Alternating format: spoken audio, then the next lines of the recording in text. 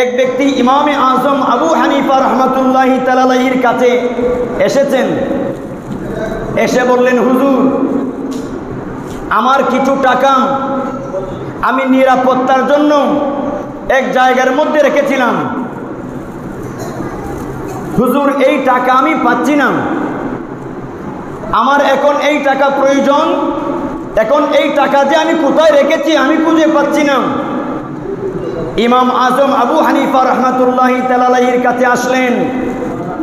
এসে যখন বললেন, হুজুর, আমি টাকা পাচ্ছি না, তখন ইমাম আজম আবু হানিফা রহমাতুল্লাহি তাআলা আলাইহি বললেন, ভাই, আপনি আমাকে কি শোনাচ্ছেন?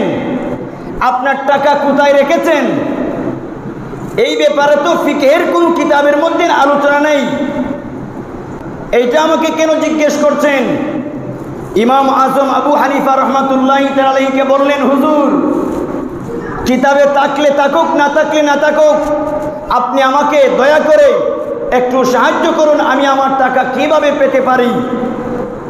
ওই ব্যক্তিকে ইমাম আজম আবু হানিফা রহমাতুল্লাহি তাআলা আলাইহি বললেন, তুমি বাড়িতে যাও, বাড়িতে গিয়ে সুন্দর করে উযু করে নাও, উযু করে তুমি নামাজের মধ্যে দাঁড়িয়ে যাও। তুমি যতক্ষণ পর্যন্ত টাকা কোথায় রেখেছো এটা তোমার স্মরণে না আসবে ততক্ষণ পর্যন্ত তুমি নামাজ পড়তেই থাকবে। বাড়িতে গেলেন, নামাজের মধ্যে দাঁড়ালেন। কয়েক রাকাত নামাজ যখন পড়েছে, সাথে সাথে তার মনে হয়ে গিয়েছে যে টাকা আমি অমুক জায়গাতে রেখেছি।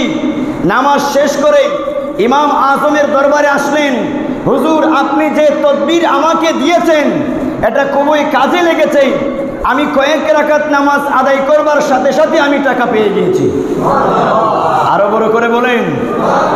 ইমাম আজম বললেন, আপনি যে নামাজে দাঁড়িয়েছেন এই নামাজ শয়তান সহ্য করতে পারেনি। আমি আপনাকে বলেছি যে টাকা পাওয়ার আগ পর্যন্ত নামাজ পড়তেই থাকবে।